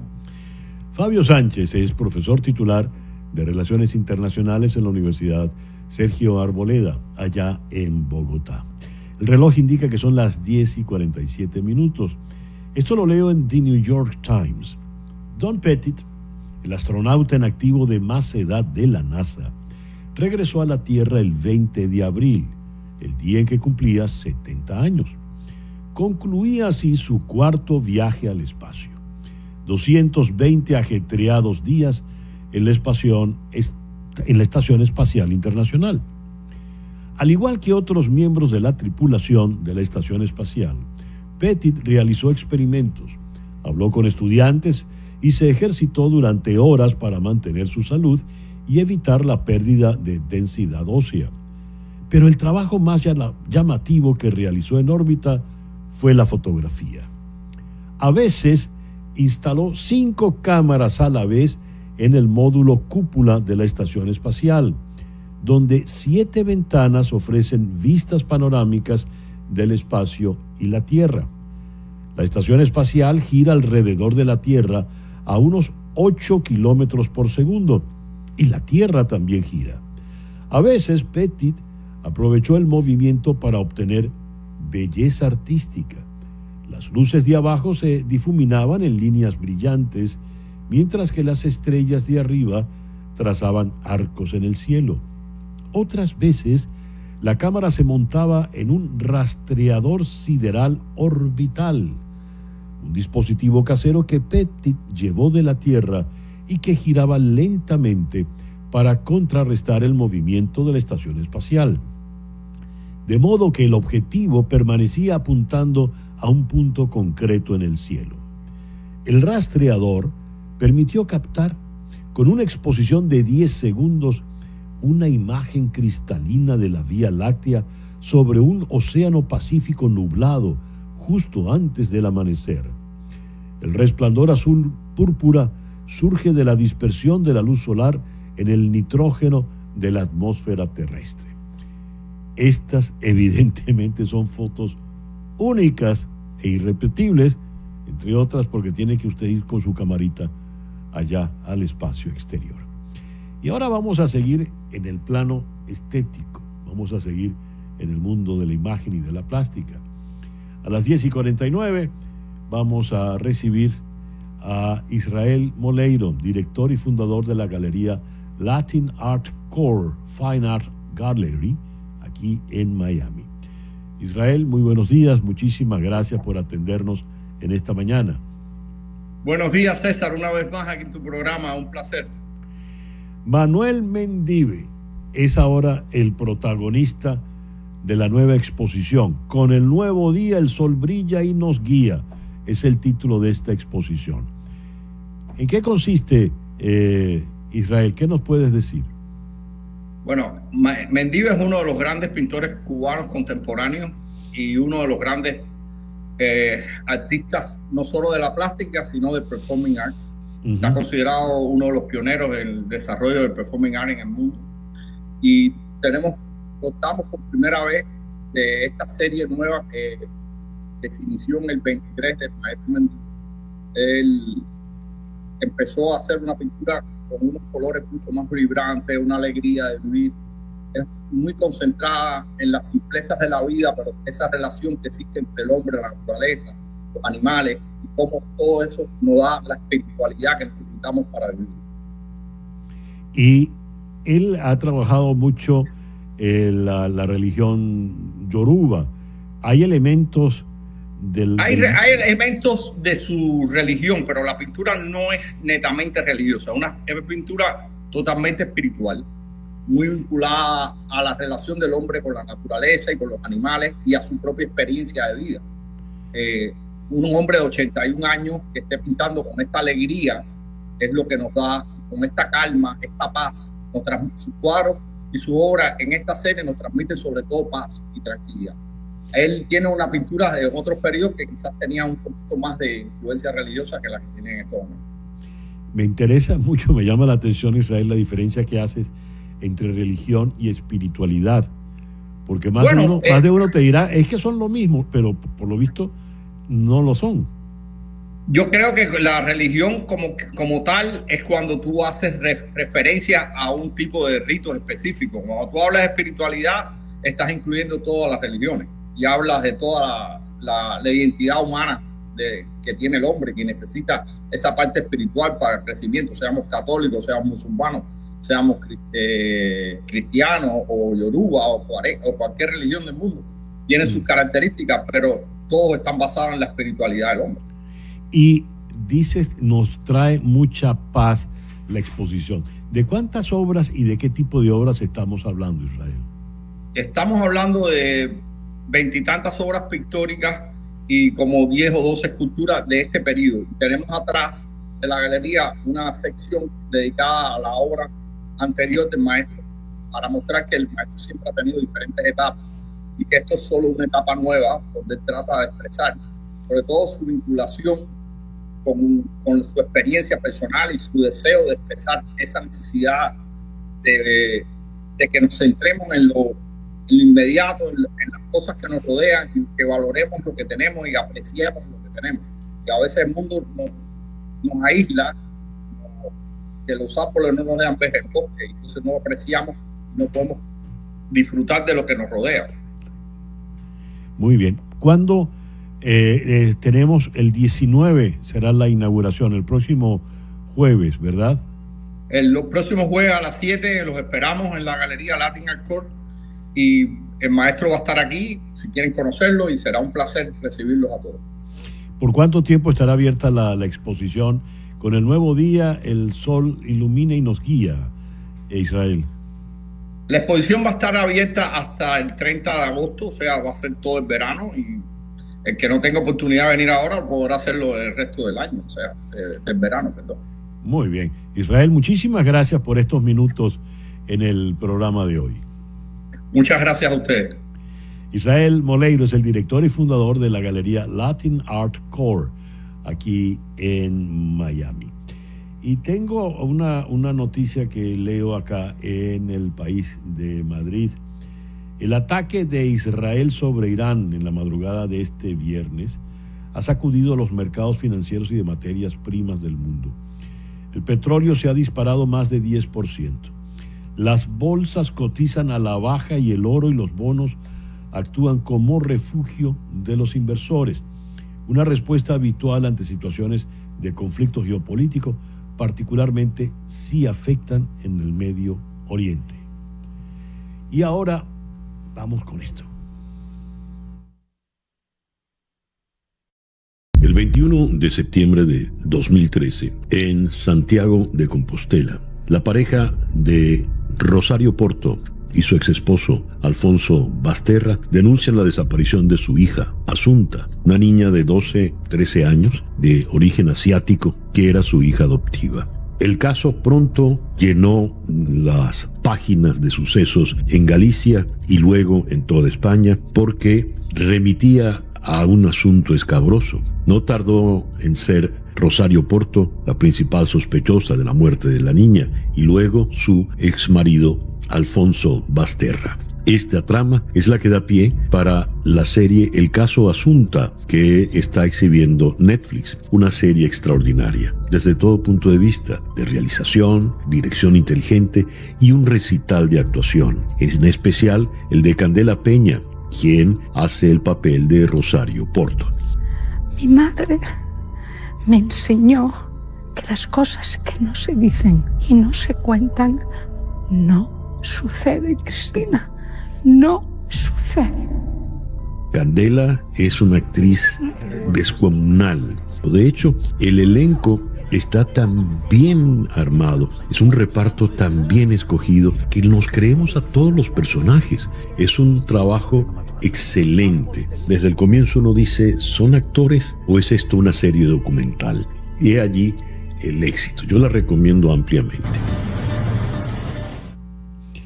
A propósito, el caso Asunta Fue hecho por la televisión española, tomado de la vida real. Y hay dos series, dos películas, porque Asunta es una serie, pero hay dos películas hechas en España sobre hechos de la vida real, también altamente recomendables. La Viuda Negra y La Virgen Roja. Nada tiene que ver con los colores, no es que se hayan puesto daltónicos a la hora de inventar sus títulos, pero búsquenlas, creo que es en Netflix. La Virgen Roja, inspirada en un hecho real de los años 20 en España, y La Viuda Negra, en un caso más reciente que ocurrió en Valencia, España. Y este lunes, en Conexión, la respuesta iraní al ataque israelí y las reacciones en Washington y en todo el país por el desfile del 14 de junio. Este lunes, en Conexión. Y feliz Día del Padre para todos el próximo domingo, ¿eh? Y para las madres que hicieron que ellos pudieran ser padres. Gracias pues por permitirnos estar allí. Tengan todos un buen y reparador fin de semana. Un feliz Día del Padre. Y por hoy, el mejor día posible. En Conexión fue una producción de Floralicia Anzola desde 360 Content para TVV Network en los estudios de éxitos Miami 107.1 HD2, con Laura Rodríguez en la producción general, Mariel Sofía Rodríguez en la producción informativa, Carlos Prato en los controles y ante el micrófono, quien tuvo el gusto de hablarles, César Miguel Rondón.